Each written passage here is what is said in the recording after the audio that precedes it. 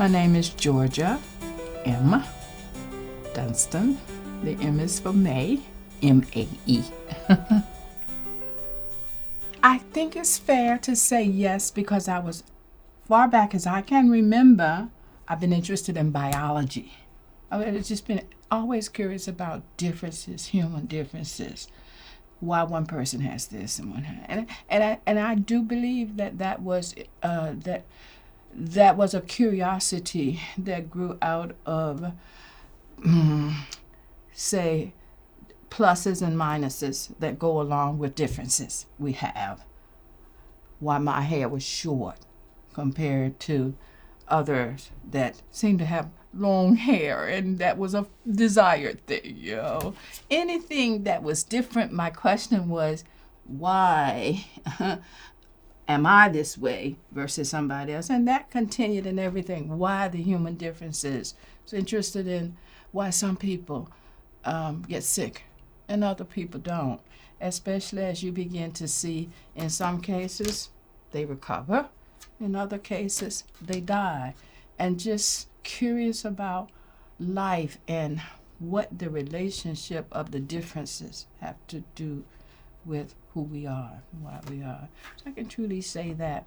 And I have said this before, I didn't know it as genetics at that time, but at the beginning I was just interested in human differences and in that regard. And the reason. So always curious about the reason. When I finished biology, my sight, again, I'm thinking about it, people in my environment, is how your education prepares you for a job, a good job. So that's where my sights were in terms of my cheering team at home. You get a job. I wanted one of these good biotech jobs from bio. I had a BS in biology. I wanted work in a lab, white coat, you know, biotech with some. So I had family members in the New York area.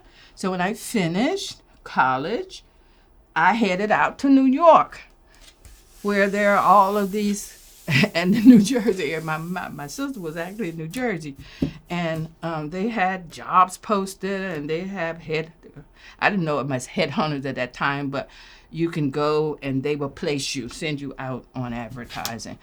And there was no question that I'd get me a job in one of the hospitals, in one of the many kinds of labs that were all over there, where there were advertisements in the paper daily about these. Short story there is, it was one of my most disappointing periods in my life. That's inscribed, shall I say. That summer of going to employment agencies and responding to ads where there were positions open, and you go to the job and you fill out and you fit with many jobs advertising. But then when they send you to the job, or when you show up in response to an advertisement, they didn't have that job available. That job was not available. And if you were interested, because we have this job available. And I experienced that repeatedly. The job that was available didn't require my bachelor's degree in biology, my college education. More often than not, it was some kind of cleaning or some kind of menial labor job that they could send me out on. And I was still in the pride of, I'm a college graduate, I got a bachelor's, I want a lab tech job, what have you. So I came back very dejected, quite honestly.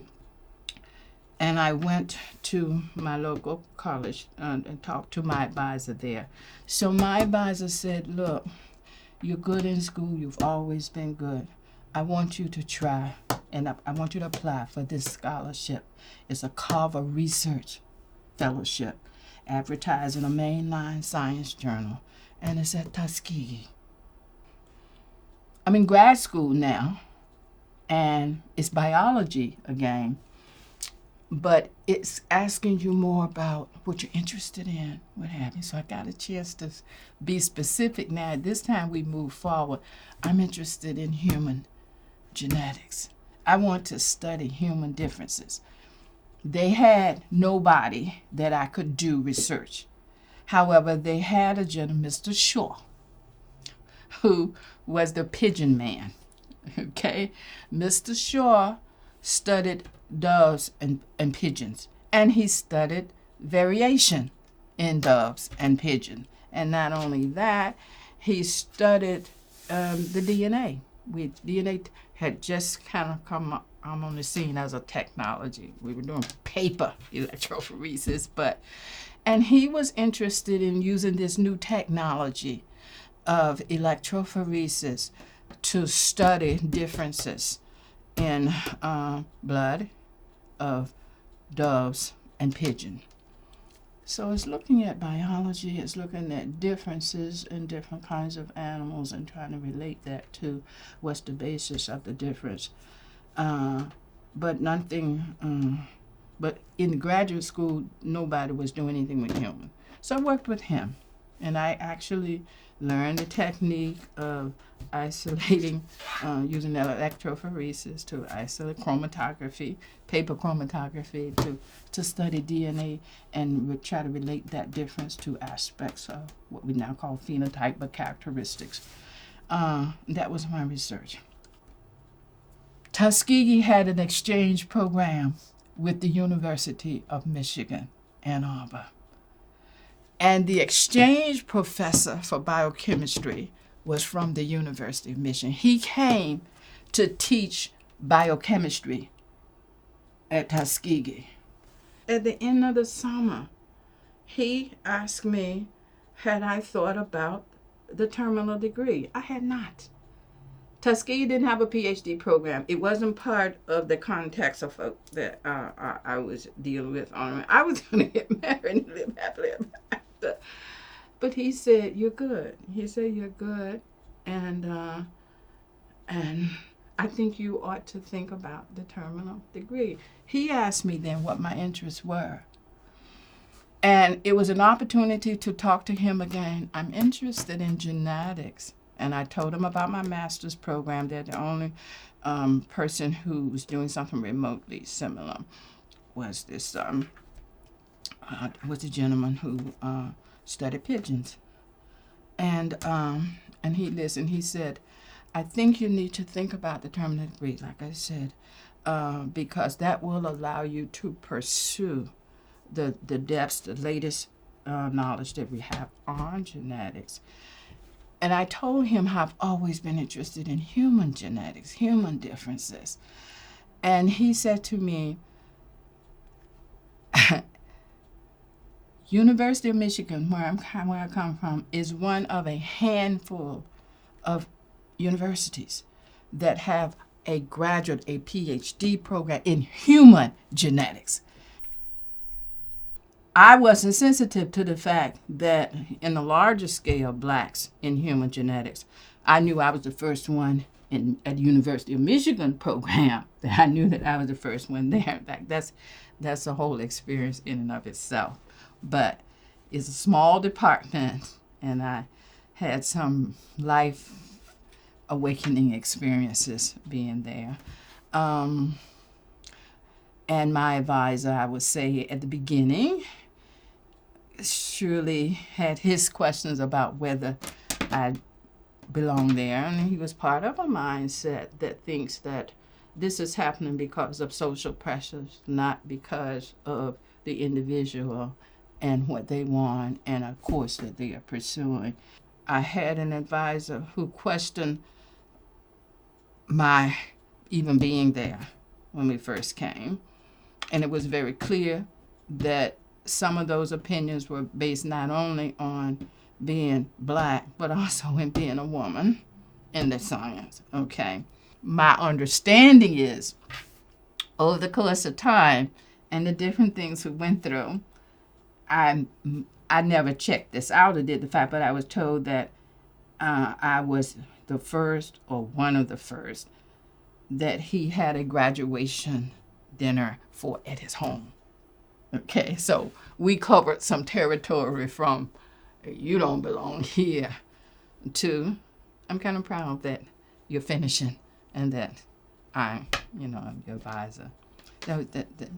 There was a lot over those 5 years. Here I am, a Ph.D., finishing up at Michigan. He was at NIH, but he had accepted a recruitment to come to Howard University to start a biomedical research program in microbiology. He was a virologist. He had worked his way up. He had been, he was in the laboratory, full-fledged scientist, publishing and what have you. But he now, like many blacks, when they get an opportunity, would want to be able to bring the opportunities that they have had to make them more available to a larger number of folks. So he was attracted to the dean of the College of Medicine at Howard, wanted to bring in researchers for biomedical research. And they were in a growth phase. Now I'm looking for blacks who are interested in research. I want to bring them so that we can do research and we can build a capacity for research. That's the environment that I was recruited. The only other option I had for a postdoc, which was the normal status when you finish your PhD, was, just suffice it to say, working with rats. I'd never, from the beginning, I always wanted to work with humans. But your traditional postdocs in human genetics with people who had paved the way, they've used model organism, either microbial genetics or yeast genetics or anything where you can do research with. You couldn't do research. So you're not going to have the experts who have trained and run the labs doing human genetics at that time. So it would be back to leaving a human genetics department, but going back to a model organism, and in Utah. Just suffice it to say, didn't appeal to me. So when I met, his name is Willie Turner, when I met him at this federation, he said, I'm going to leave NIH, I'm going to build biomedical research, and I'm looking for blacks. I want to challenge that there are none, that they aren't out here. It's not that we're discriminating, they aren't there. Okay, that's what he was confronting. If you come and join me, I will get you a postdoc at NIH.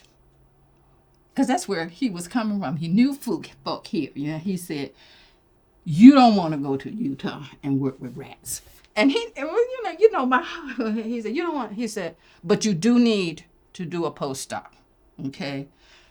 I will get you a postdoc at NIH. There is no comparable place for human research than the NIH.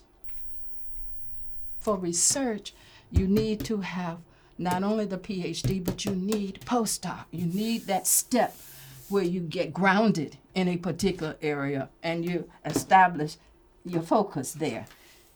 So he talked to this, he's passed on now, Ron Herberman, who ran a laboratory of immunodiagnosis, and I was interested in immunogenetics and well established in that.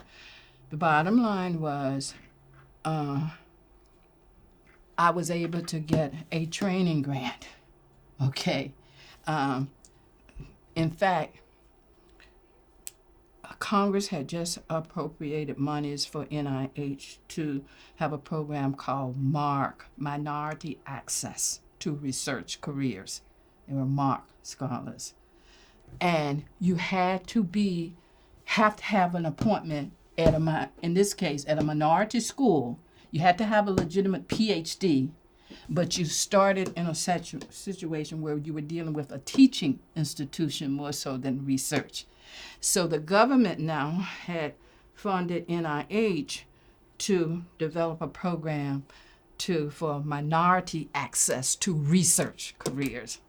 And I was one of their first postdoc applicants, okay, at a position, the National Cancer Institute, okay. And this came through this guy knowing what was happening at NIH and what things were there, talking to the guy about me coming on as a faculty member there, his building a biomedical research program, and he needed a place for me to do the postdoctoral work in line with the research. I was just going to have a chance to meet the director. So I'm sitting there all proper. When he comes in, he's got on jeans, he's got a motorcycle helmet under his arm. He just came in on his motorcycle. Ooh, this is a little different from what I expected. And he was everything he is now. I mean, Francis is just special. Francis Collins is a special person in my path, okay? We come, he knows more about what I'm doing than I know about him. He tells me, I know that you're interested in looking at the genetics of African Americans. I'm interested in looking at the genetics of diabetes, type 2 diabetes. That's research. He already had a big program with Finland where he was collecting samples and looking at, in this case with breast genetics, but looking at genetics in Finland, because from a geneticist lens, finding these populations that have more controlled, let's say less variation in the environment, providing an opportunity to see what the genetic contribution is. And he had this with Finland. He says when he was medical missionary, he saw type 2 diabetics in Nigeria. And through his physician eyes, he noticed that the classical type 2 diabetes, they weren't obese. They were, by and large, like many are, thin, but they had classical type. Whereas he recognized that in looking at type 2 diabetes in the African American population, often you're dealing with obesity. And there's a whole genetics of obesity. He wanted to study genetics of type 2 diabetes. So he said, I wonder if we might think about how we can work together. I know that there are type 2 diabetics in Nigeria that are not obese, okay? If we can collect samples on type 2 diabetics from West Africa, where the roots of the genetics of African Americans are, maybe from those samples, I could look at the genetics of diabetes, type 2 diabetes, and you can look at the genetics of African Americans. Okay? So in other words, he had an offer of a collaboration rooted in the science that he knew reflected what my science had been. And the fact that I had started a human immunogenetics lab at Howard through one of the minority programs. In this case, it was RCMII, which was Research Centers in Minority Institutions. If you're going to get researchers, you've got to have a role in building the infrastructure that's needed to develop researchers.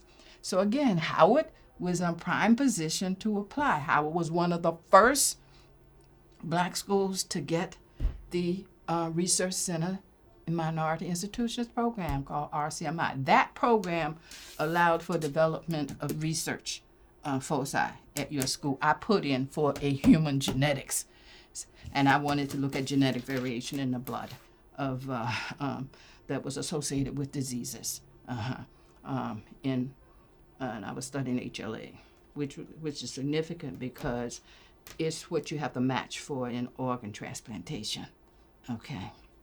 I took the lab at Howard of our transplant surgeon who set up the transplant program at Howard, okay, and was paying for the testing to be done on the donors, and the recipients. And he said to me, look, the same genes and products that you study in research is what the clinical testing laboratories use for the, he said, you get your research lab set up, then we can apply for you to get a clinical testing laboratory. And that's kind of the history how it was. He was interested in matching for donor recipient and all of the consequences that were occurring with differences between Black and whites in terms of organ transplantation. And I was able to set up my research lab where he had lab as a surgeon. He had a laboratory as a surgeon, okay? Howard at that point was just opening their hospital. And the chairman of the department at that time, LaFall, had just been the president of the American Cancer Society. So he had close ties with the national scene in terms of what can we do to build capacity. Okay, so that was really, really nice. What happened then is was able to build a lab. And my point is Francis Collins knew that when I came to, but I didn't know about his fusion project or I hadn't done homework on him. I hadn't come to work with him. But that happened. And he was as excited about the possibility as I was, That's what we started talking about. How do we get NIH type resources and criteria, if you will, for collecting samples? And with his team that was in place then, at that time, she's retired now, Kate Bird, but I remember when we were sitting around the table and we were talking about a name for the project. And she was the one that said, this is a new beginning for Africa and America. Not Africa and America, Africa and America in terms of the NIH with, let's call it Adam. For Africa, America, diabetes mellitus. And Francis brought in his writing teams, and we brought in the NIH resources for writing up an RFA, a request for proposals, what we would launch in Africa and sites in West Africa to see if we can get responses to physicians there who would want to work with us in looking at the genetics of type 2 diabetes. When I sat with Francis and we looked at who must we bring to be a part of this, Charles was just finishing one of the Augusta Research Career Development Awards, top of the line, developed from NIH. He was at Loyola, but he was an epidemiologist. And he had done his work. He was working in Nigeria. He was born he's Benin, but in Nigeria. And that was his heart and his interest to really look at hypertension, but diseases of his people, and to be able to engage them in the science of what we're doing. So I sat with Francis and we talked about the people that we had to bring. Charles was the only person already established in epidemiology, working in Nigeria, who could lead this effort to do this. What I was already looking at in HLA was soon to become genome-wide when we get to a genome project that uses single nucleotide polymorphisms, which are population differences in the frequency of variants, to map the whole genome and to look for whatever gene of interest. Okay, I was focused on HLA, or the major histocompatibility locus, but soon sequencing the genome was going to make that a general across the board. Okay, so that connection too, in terms of the methodology that had gotten started, and then coming to NIH and the need for needing to know what's the variation. That's how it is that the first level of bringing in epidemiologists to help us bring the expertise of science in terms of designing the study, collecting samples. Charles was the one who made the HAP map with Africa possible. Now, when he comes in, I don't know, like I said, but the genome sequence would not have any interpretation without knowing how to translate variation. Africa, the foundation of the human variation, here was a resource that was needed for the nation or the whole to really interpret this human genome that a billion parts that we've sequenced, But how do we read it? You need patterns of variation in different populations to make sense out of the relationship between the differences and the fact that Francis was instrumental in helping me recruit Charles to head our genetic epidemiology, which was going to head the recruiting Africa into the HapMap project.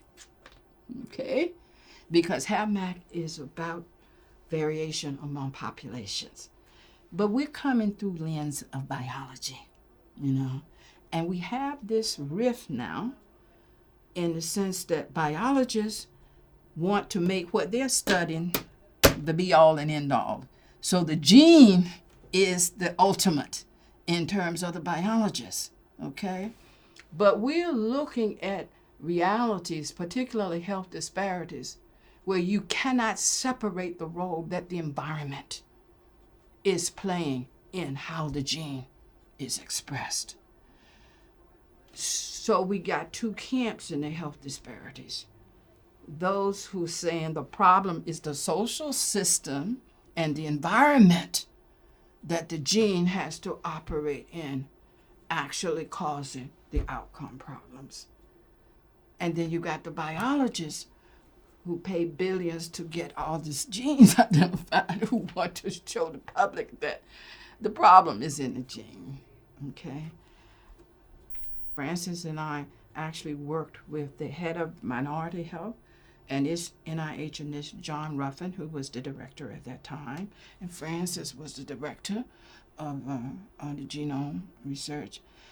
And John Ruffin says, I want to partner, who was the head of minority health, I want to partner with NIH leadership that's interested in the science of health disparities.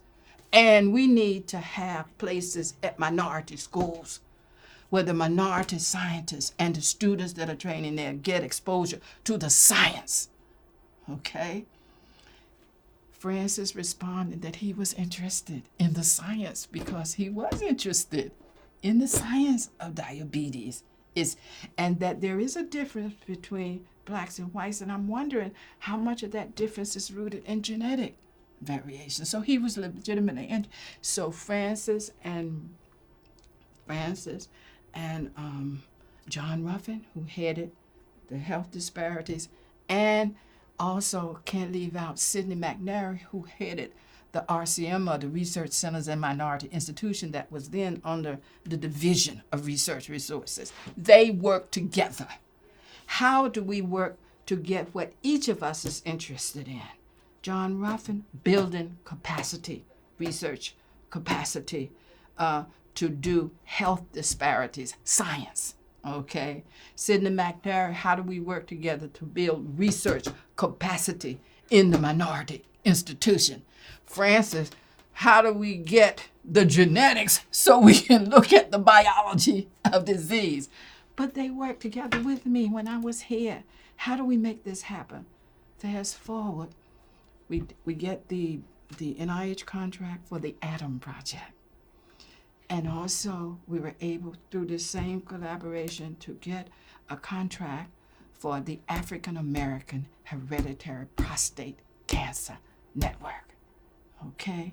Because of this interest, again, emanating out of Cancer Institute, that had the interest for the postdoc, if you will. And we have this national cooperative and this international cooperative. And everybody was agreed that we have to have the main coordinating center for bringing the components together at Howard. That was George's heart. I want to do science at Howard. I want to, yes, help get the people in, but I don't want to continue this pattern of our role is to collect the samples and then turn them over to NIH and its external funders to do the science. And then when you get it out there, you got all of these issues, questioning the science, questioning the scientists, what have you, that are built into the context. I mean, I saw Michigan again, okay? But that's the nature of the mind and the environment you're operating in. This center has to have a home base at a minority school that not only has access to the resource, but is trained, educated, and engaged in doing the science.